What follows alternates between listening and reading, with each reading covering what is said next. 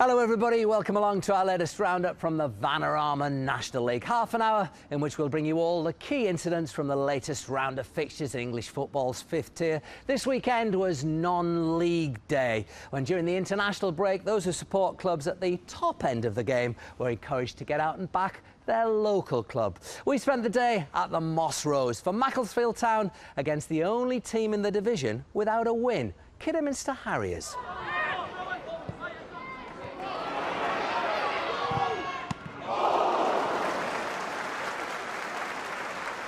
Much more of that coming up, and plenty more besides.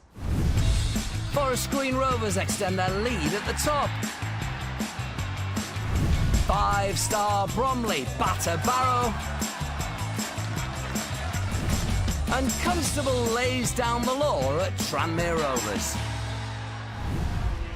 National League leaders Forest Green Rovers got their campaign back on track with a 3-0 win at Aldershot in midweek. Eddie Pennock's side had previously gone 5 games without a win, and visitors Guiseley were hoping to jangle some nerves at the new lawn. Winger Wayne Brooksby almost did that in the early stages, producing a fabulous save from Rovers keeper Johnny Maxted. The hosts took heed of that warning and almost capitalised when Keanu Marsh-Brown worked an opening for himself, Guiseley goalkeeper Stephen Drench showing his worth to his side. But soon Drench was beaten and the deadlock was broken. Striker John Parkin crossing for Elliot Freer to finish. Forest Green in front after 25 minutes. They thought they'd doubled their lead just after half-time, only for Parkin to be penalised for a foul by referee Wayne Barrett. But you can't tether the beast for long. Another set-piece and some fancy footwork saw Curtis Guthrie brought down by Gavin Rothery. Barrett pointing to the spot, and the evergreen Parkin stepping up to notch his 5th goal of the season. Forest Green made the game safe with 12 minutes to go, just as he did when he came off the bench during the week. Aaron O'Connor making an instant impact, emphatically adding a 3rd, his 8th goal in total this campaign. Guiseley had lost their previous 2 matches without scoring, and they knew it wasn't going to be their day when they failed to find the back of the net, not once, but twice. A 7th clean sheet this season for Forest Green. Nobody in the National League has kept more. Bromley and Barrow met for the first time ever, and it was a daunting prospect for Darren Edmondson's side. Bromley boasts the best attack in the league and the most prolific scorer in Moses Emmanuel. The perfect setting then for non-league day at a packed Hayes Lane, with here and around the country fans wearing the wig for Prostate Cancer UK and Men United. And it was the home side that broke the deadlock after 18 minutes. Captain Jack Holland with a powerful header, his 2nd goal of the week. Barrow offered little in the way of resistance in that first half, but this strike from Anthony Cook, simply irresistible. Keeper Joel Dixon given no chance, Bromley in control with just 25 minutes gone. And it was game over just 4 minutes after the interval. Reece Prestage had never scored a goal in the National League, but he calmly made it 3-0 as it continued to rain goals for Mark Goldberg's side. The best that Edmondson's team could muster was this header from Andy Cook, but he couldn't direct it on target as Barrow searched for some kind of response. But Bromley were attacking at will, Louis Dennis terrorising the Barrow back line and doing everything right, apart from the finish. The visitors had succeeded in keeping Moses Emmanuel quiet, but not for much longer. The top scorer in the division getting in on the act and onto the score sheet, his 13th of the season. And if that was the icing on the cake, this was the cherry on top. Dennis with the goal of the game. 5-0 Bromley, the top scorers in the National League, have now bagged 36 in 16 games. A good day's work for Goldberg. We did it with pace, we did it with good movement, and all 5 goals were great goals, but the teamwork involved was most pleasing about the performance. Tranmere Rovers put the longest unbeaten streak in the National League on the line against Eastleigh, playing in red at Prenton Park, as Rovers came into this match without a defeat in their last 9. The game arguably hinged on what happened in the closing seconds of the first half. A ball over the top for Tranmere's James Norwood to chase, Eastleigh's Joe Partington with a clumsy challenge. Penalty.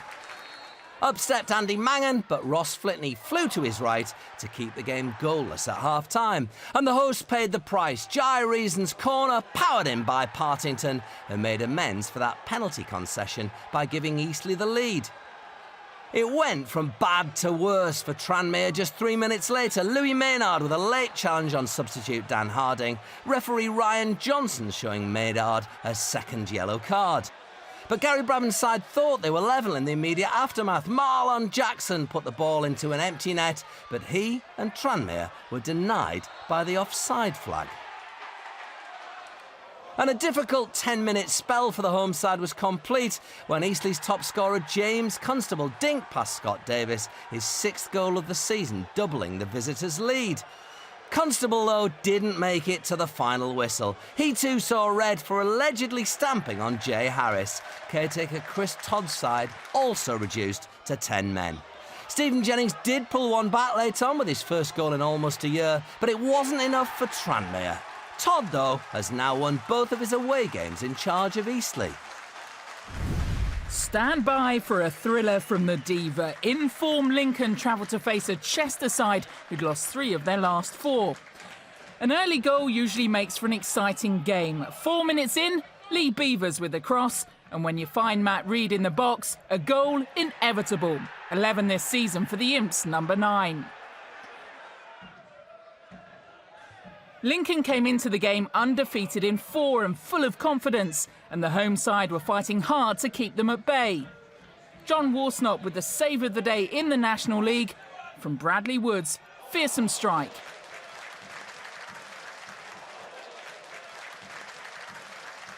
Buoyed by that brilliant save, Chester levelled the scores after 25 minutes. Johnny Hunts with the cross, and Jordan Chappell ghosting in at the back post to make it 1-1. But just 3 minutes later, the visitors were back in front.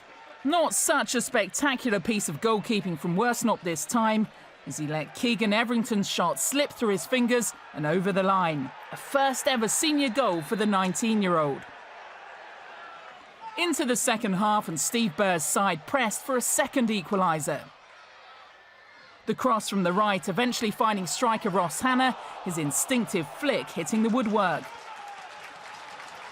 And soon after, Lincoln had a 2-goal cushion.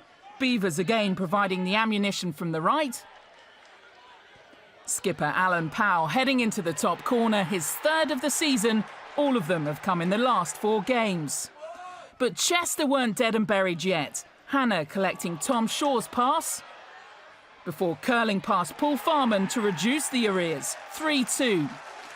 And Chester almost completed the comeback, first a penalty appeal for handball, before John Rooney's effort was cleared off the line.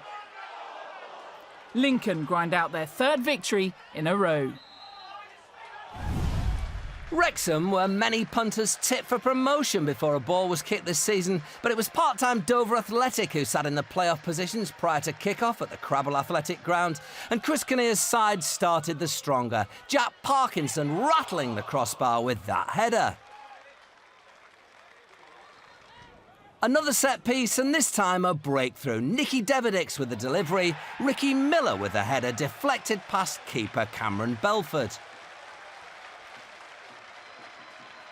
Wrexham were winless in their only previous 2 meetings with Dover, both of which came last season. But the visitors probed for a route back into the game, and it came when Connor Jennings was hacked down by Dover defender Richard Orlu.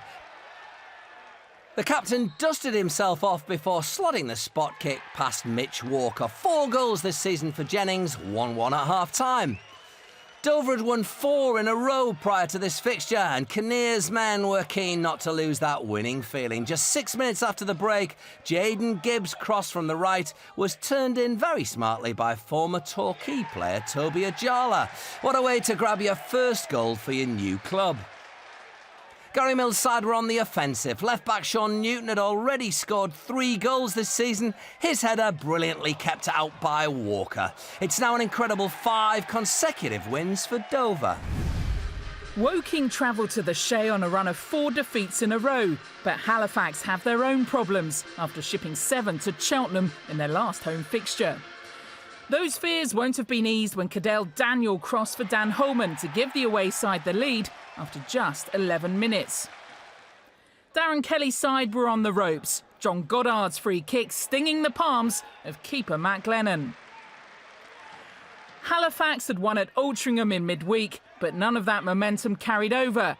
Kieran Murtagh afforded time and space to shoot at Glennon once again.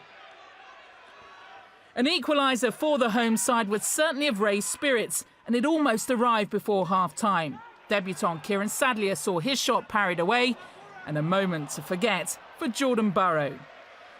Glennon was heroic for Halifax, tested again after the break with this cracking double stop.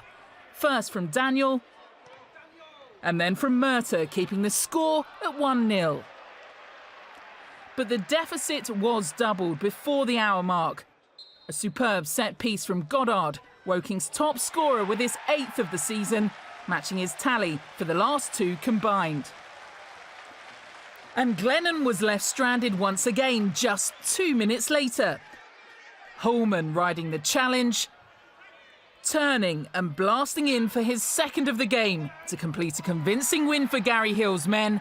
Halifax have now won just 3 of their last 31 matches. You're watching our latest roundup from the Vanarama National League. Plenty more still to come in a few minutes' time.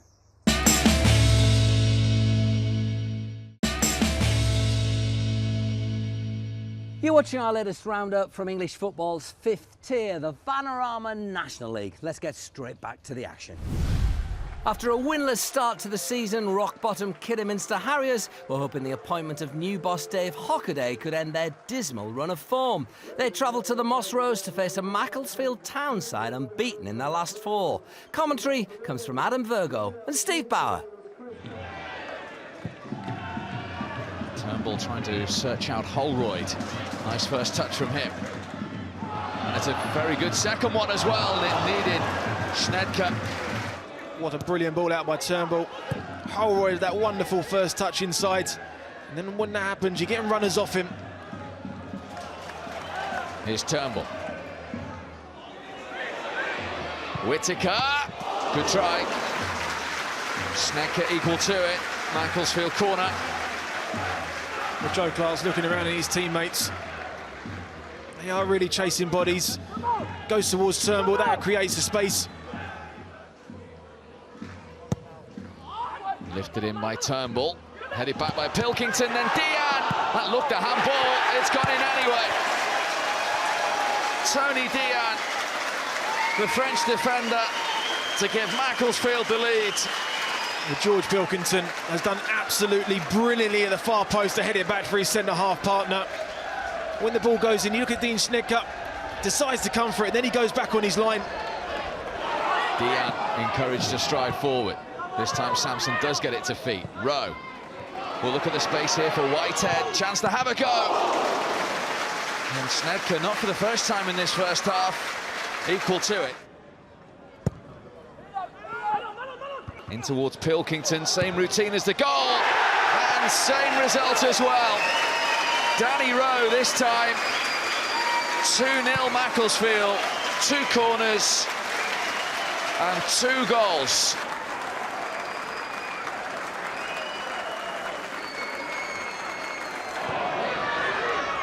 That was loose from Fitzpatrick. This is Steisch. Might have an opportunity here, Steisch. Great save. Shwan Jalal. First time he's been called upon in the Macclesfield goal.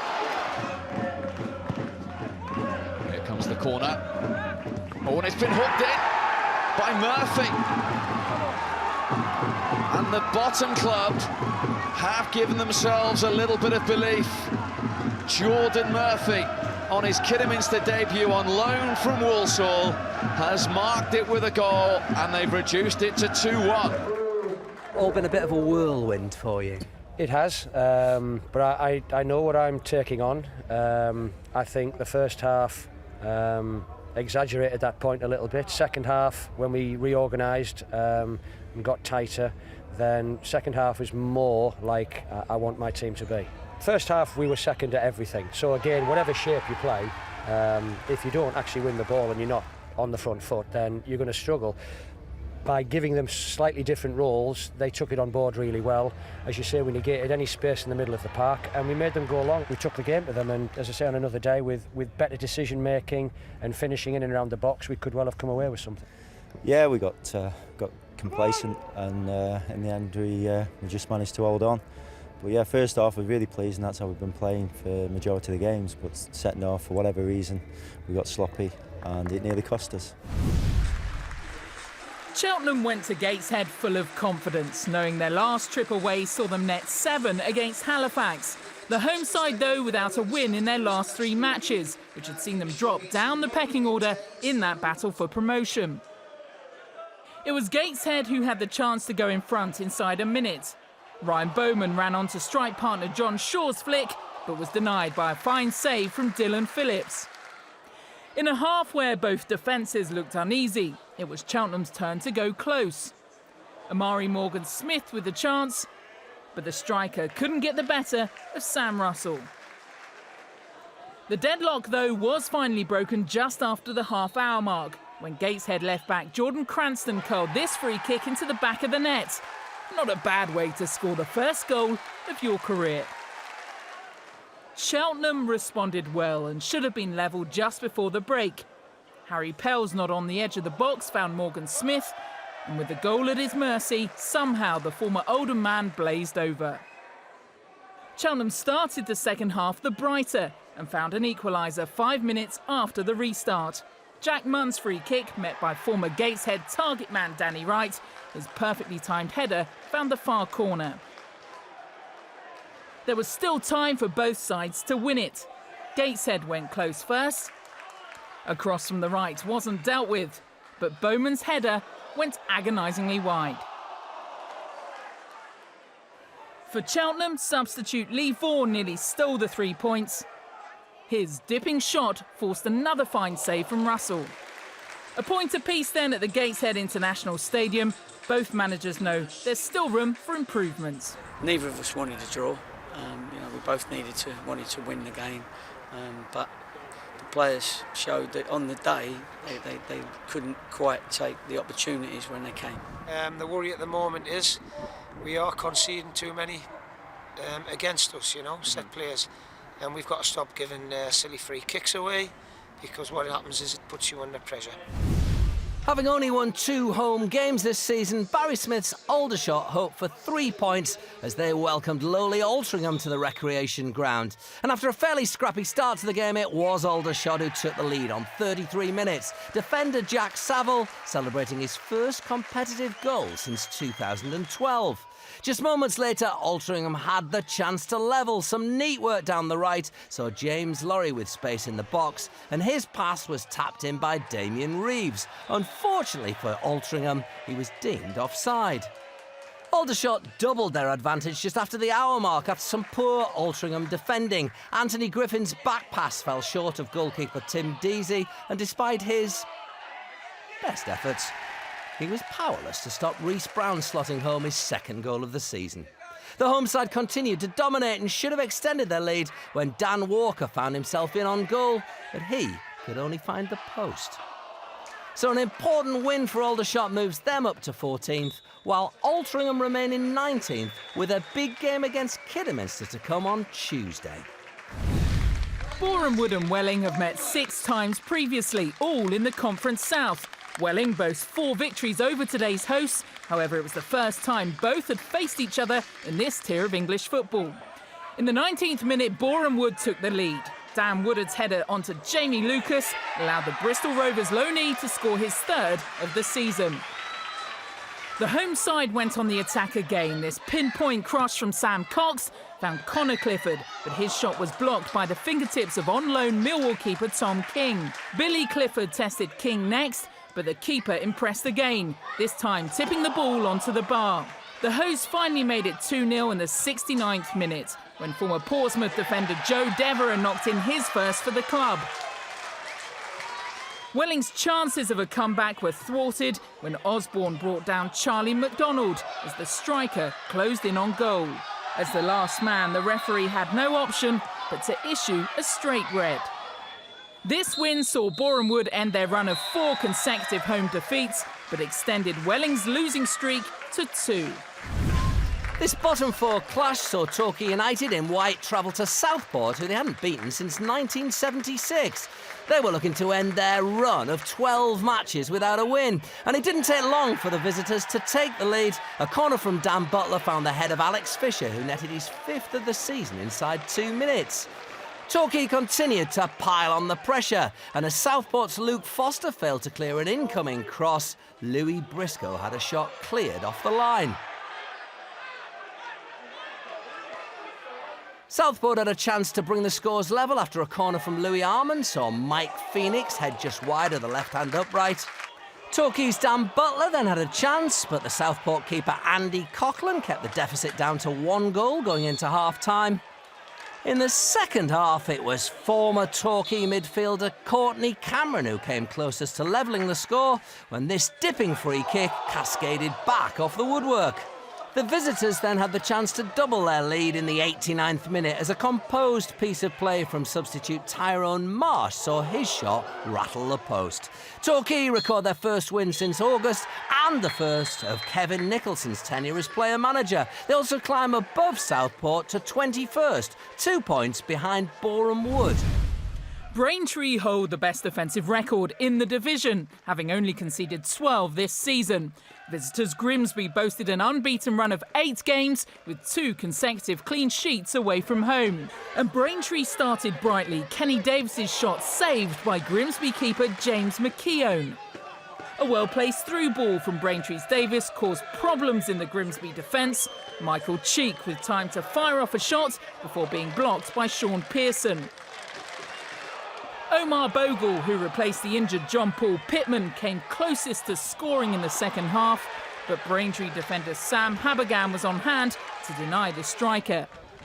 Braintree's Cheek was handed a brilliant chance to score after Mitch Brundle lofted a ball to his feet, but a perfectly timed challenge from substitute Richard Tate resulted in a corner.